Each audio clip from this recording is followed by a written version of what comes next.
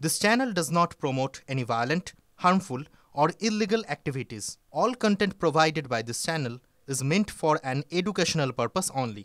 School service পরীক্ষায় সেরা সাফল্য মানে oxygen books SSC gateway series. আজ এই মুহূর্তে দাঁড়িয়ে বড় খবরে নজর রাখবো। আজকের দিনটা অত্যন্ত গুরুত্বপূর্ণ। কেন জানেন? কোন বড় খবরের জন্য? আসুন বিগওয়ালে দেখে নিই সেই খবর। আজকে যে খবর অত্যন্ত গুরুত্বপূর্ণ হতে চলেছে, দাগিদের তালিকা প্রকাশ করতে চলেছে এসএসসি। সেই তালিকায় আমাদের নজর রয়েছে, যেখানে চাকরিহারা শিক্ষকদের মধ্যে মোট দাগির সংখ্যা অন্ততপক্ষে, এখনো বলছি অন্ততপক্ষে 1800-র মতো। তালিকা প্রকাশের আগে TV9 বাংলার হাতে দাগিদের নাম কিন্তু এসে পৌঁছেছে। আমাদের প্রতিনিধির সাথে কথা বলবো। সুমন মহাপাত্র আমাদের সঙ্গে রয়েছেন। সুমন, TV9 বাংলা যে খবর। লক্ষ্য যখন স্কুল সার্ভিস, সঙ্গে আছে গেটওয়ে সিরিজ, অক্সিজন বুকস। সবার প্রথম এবং আমাদের এক্সক্লুসিভ খবর আমরা ব্রেক করেছি, যেখানে প্রায় 1800 নাম সামনে আসতে চলেছে। আর কতক্ষণ আমাদের অপেক্ষা করতে হচ্ছে? সেটা আমারও প্রশ্ন, তার কারণ এসএসসির তরফ থেকে প্রাথমিকভাবে স্থির করা হয়েছিল বেলা 1:30টার আগে এটা হয়তো আপলোড হবে, কিন্তু অফিসিয়ালি কোথাও অ্যানাউন্স করা হয়নি। এখন কিছুটা বিলম্ব হচ্ছে। 1803 জন চিহ্নিত দাগি, তার সঙ্গে সঙ্গে আরও কিছু হয়তো নাম যোগ হতে পারে, সংখ্যাটা ওই 1900-র আশেপাশে থাকবে। এই তালিকা কিন্তু এসএসসির তরফ থেকে এতক্ষণে প্রকাশ করে দেওয়ার কথা ছিল, কিন্তু এসএসসি কিছুটা সময় নিচ্ছে। কারণ তুমি জানো, এই তালিকা যখন জনসমক্ষে আসবে তখন একটা বিস্ফোরণের পরিস্থিতি তৈরি হবে। এই তালিকার মধ্যে অনেক শাসক দলের ঘনিষ্ঠ লোকজন আছেন, বিধায়কের কন্যা আছেন, পূর্ত কর্মাধ্যক্ষর ছেলে আছেন। সেই জায়গায় দাঁড়িয়ে এসএসসি কিছুটা বিলম্ব করছে, তবে আজকে এই তালিকা প্রকাশ হবে, এখনো পর্যন্ত তাই খবর। সঙ্গে থাকো। এতে আমাদের লাভটা কোথায়?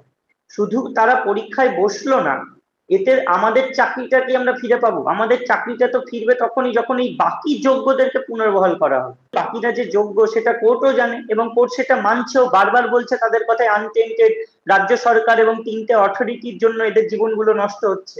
তাহলে তারপরেও কেন পরীক্ষা দিতে বাধ্য করা হচ্ছে? দেশের বিচার ব্যবস্থার কাছেও আমাদের একটা আবেদন সবসময় ছিল, এখনো থাকবে, যে যারা দাগি শুধুমাত্র সেই সব ক্যান্ডিডেটরা তো শাস্তি পাচ্ছে, তাদের চাকরি চলে গেছে, টাকা ফেরত দিতে হবে, অনেক গল্প আছে, পরীক্ষা বসতে পারবে না। কিন্তু যারা এই সিস্টেমটা নিয়ে এলো, এই চুরি করার, এই দুর্নীতি করার, সেই সিস্টেমের কি শাস্তি হলো? যে তালিকা প্রকাশ করবে বলেছে মাত্র 1900 লোকে, এটা একটা অর্ধ সত্য। ওদের উপরে আমি ভরসা করি না, এখন কে ভরসা করবে না করবে আমি বলতে পারবো না, কেন দুর্নীতির ব্যাপকতা এবং গভীরতা অনেক। এই জন্য ওরা কি লিস্ট বার করে দেখা যাক, তারপরে আসল সত্য আমরা তখন দেখাতে পারবো কোনটা। সত্যিকারের যদি এরা চাইতো যে আমি অযোগ্য তালিকা বার করব, তাহলে কিন্তু একটা যোগ্যরও চাকরি যেত না, শুধু অযোগ্যদের যেত। যে দিনে দাঁড়িয়েও যদি এসএসসি চায় যে আমরা পুরো তালিকা বার করে দেব অযোগ্যদের, তাহলেও কিন্তু যোগ্যরা কিছু একটা সুযোগ আছে তাদের গিয়ে সুপ্রিম কোর্টের বলার, কিন্তু আজকেও সেই সঠিক তালিকা বার করবে না। থাপ্পড় খাওয়াটা ওদের অভ্যাসে পরিণত হচ্ছে। কারণ কি, কোনো ন্যায় নীতি মানে না রাজ্য সরকার, কেবল রাজনৈতিক স্বার্থে আর পয়সা তোলার জন্য পার্টির লোকেদের খাওয়ার ব্যবস্থা করে দেওয়ার জন্য এই ধরনের সমস্ত অনৈতিক কাজ করে। মানুষ যখন প্রতিবাদ করে, ডান্ডা দিয়ে ঠান্ডা করা হয়, আর তারপরে লোককে বাধ্য হয়ে কোর্টে যেতে হয়, আর কোর্ট বারবার কান মুলে দেয়, থাপ্পড় মারে। এই ধরনের কোনো সরকার গণতান্ত্রিক রাষ্ট্রে কি করে চলতে পারে, চিন্তার বিষয়। আজই দাগিদের তালিকা প্রকাশ করতে চলেছে এসএসসি। এই বিষয় নিয়ে কথা বলে নেব। আমাদের সঙ্গে সরাসরি রয়েছেন আমাদের প্রতিনিধি জ্যোতির্ময় রয়েছেন। জ্যোতির্ময়, আমরা দেখেছি যে কোর্টে বারবার ধাক্কা খেয়েছে এসএসসি এবং ধাক্কাকে অবশেষে তারা বাধ্য হচ্ছেন আজকে তালিকাটা প্রকাশ করতে। কোন পরিপ্রেক্ষিতে তারা আজকের এই তালিকাটা প্রকাশ করছে? দেখো, আমরা জানি যে 7 সেপ্টেম্বর এবং 14ই সেপ্টেম্বর দুটি পরীক্ষা রয়েছে, নবম, দশম এবং একাদশ দ্বাদশের রিক্রুটমেন্টের পরীক্ষা রয়েছে। আর এই পরীক্ষাতে যারা বসতে চাইছে তাদের মধ্যে অনেকেই বিভিন্ন জটিলতায় আটকে যাচ্ছেন।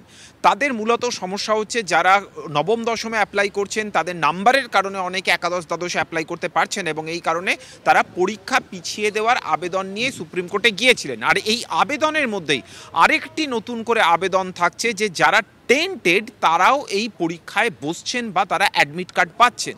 যখন আইনজীবীরা এই অভিযোগগুলো সুপ্রিম কোর্টের সামনে তোলেন, ঠিক সেই সময় বিচারপতি সঞ্জয় কুমার এবং সতীশ চন্দ্র শর্মা তারা স্পষ্টভাবে জানিয়ে দেন, কল্যাণ বন্দ্যোপাধ্যায় তিনি স্কুল সার্ভিস কমিশনের তরফে আইনজীবী হিসেবে ছিলেন। তাকে প্রশ্ন করা হয় যে আপনারা কি দাগিদের তালিকা প্রকাশ করে দিয়েছেন? তিনি প্রাথমিকভাবে জানিয়েছিলেন যে হ্যাঁ, এই তালিকা আমরা প্রকাশ করে দিয়েছি।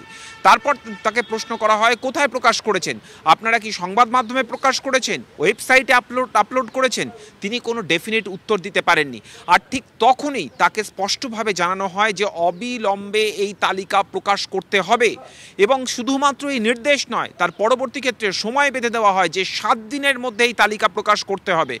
গতকাল যখন আবারও এই কার্যত একই বিষয় নিয়ে যখন হিয়ারিং চলছিল এবং একই অভিযোগের পুনরাবৃত্তি যখন গতকাল হচ্ছিল, সেই সময় কল্যাণ বন্দ্যোপাধ্যায় তিনি নিজে থেকেই বলেন যে 24 ঘন্টার মধ্যে, অর্থাৎ আজকের মধ্যে স্কুল সার্ভিস কমিশনের তরফে এই তালিকা প্রকাশ করে দেওয়া হবে। এবং তিনি আরও জানান যে যদি কেউ এই পরীক্ষায় বসে যায়, যদি কেউ অ্যাডমিট কার্ড পায় এবং তার পরবর্তী ক্ষেত্রে প্রমাণিত হয় যে সে দাগী, সঙ্গে সঙ্গে তার অ্যাডমিট কার্ড খারিজ করা হবে। যদি সে পরীক্ষায় বসে যায় তাহলে তার পরীক্ষা বাতিল করে দেওয়া হবে, এবং কোনোভাবেই টেন্টেডরা যাতে পরীক্ষায় বসতে না পারে সেই বিষয়টি নিশ্চিত করার জন্য কড়া নির্দেশ দিয়েছে সুপ্রিম কোর্ট। এবং তারা জানিয়েছে যে এই যে নিয়োগের নতুন পরীক্ষা, সেই প্রক্রিয়ার উপরে প্রতি মুহূর্তে সুপ্রিম কোর্ট নজর রাখছে। কোথাও যদি কোনো রকম গলদ হয় তাহলে সুপ্রিম কোর্ট শুধু ইন্টারভেন করবে না, কড়া পদক্ষেপ নেবে বলেও সুপ্রিম কোর্টের তরফ থেকে জানিয়ে দেওয়া হয়েছে। ধন্যবাদ জ্যোতির্ময়।